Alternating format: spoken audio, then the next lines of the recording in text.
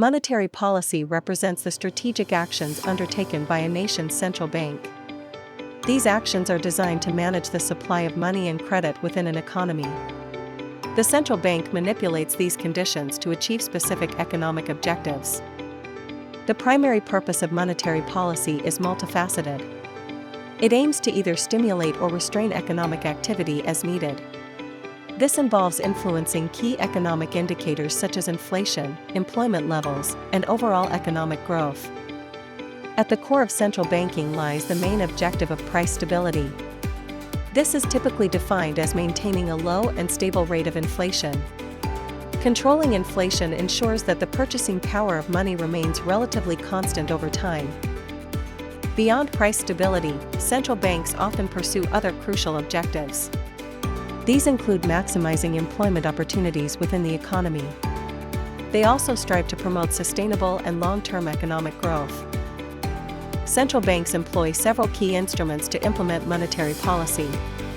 These tools allow them to exert significant influence over the economy. Understanding these instruments is crucial to grasping how monetary policy functions. One of the most direct and frequently used tools is the adjustment of interest rates. Central banks directly influence short-term interest rates, such as the federal funds rate in the United States. These rates serve as benchmarks for other interest rates throughout the economy. Raising interest rates makes borrowing more expensive for banks, businesses, and consumers. This action is typically taken to cool down an overheating economy. Higher borrowing costs help to curb inflationary pressures by reducing overall demand. Conversely, lowering interest rates makes borrowing cheaper.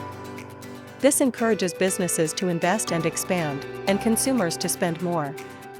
Such a policy is often implemented to stimulate economic growth during periods of recession or slow economic activity. Another instrument at the central bank's disposal is setting reserve requirements. These dictate the percentage of deposits that commercial banks must hold in reserve, rather than lending out. This directly impacts the amount of money available for lending. Increasing reserve requirements reduces the amount of money banks can lend. This tightens credit conditions in the economy. It effectively reduces the money supply, making it harder and more expensive to borrow. Decreasing reserve requirements has the opposite effect. It frees up more funds for banks to lend. This action increases the money supply and eases credit conditions, encouraging economic activity. Open market operations are among the most common and flexible tools used by central banks. These involve the buying and selling of government securities in the open market. This process directly impacts the money supply and short-term interest rates. When a central bank buys government securities from commercial banks, it injects money into the banking system. This increases the reserves held by banks, allowing them to lend more. Consequently, the money supply expands, and interest rates tend to fall. Conversely, when a central bank sells government securities to commercial banks, it removes money from the system. This reduces bank reserves, limiting their ability to lend. The money supply contracts, and interest rates typically rise.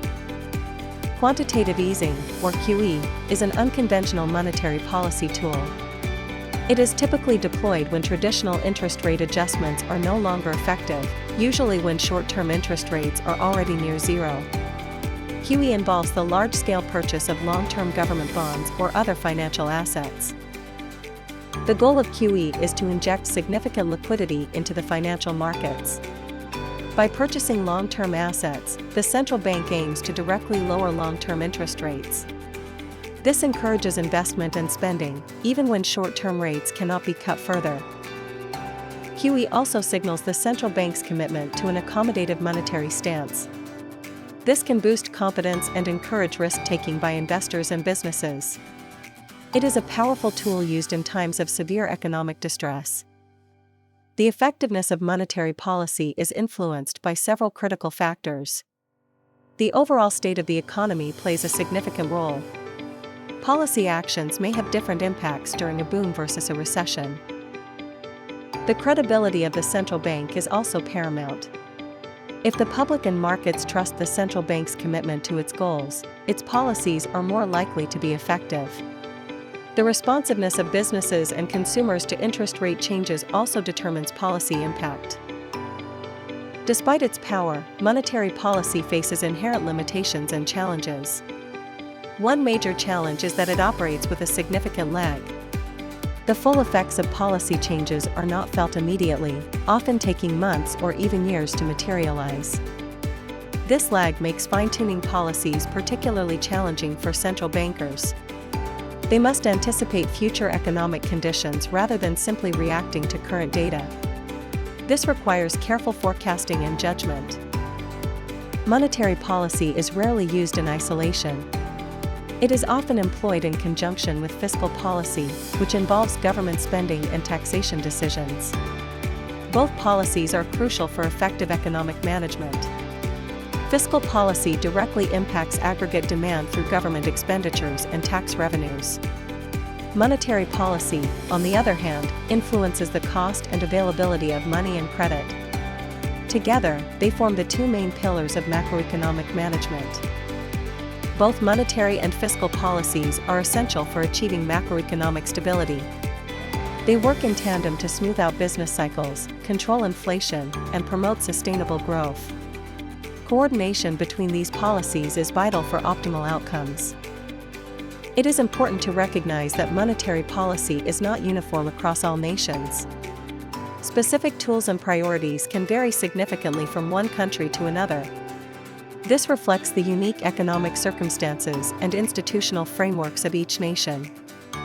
Moreover, monetary policy evolves over time within a single country. Central banks adapt their strategies and instruments in response to changing economic conditions and new challenges. This continuous adaptation ensures relevance and effectiveness. These variations reflect the unique economic circumstances, historical experiences, and policy objectives of each central bank.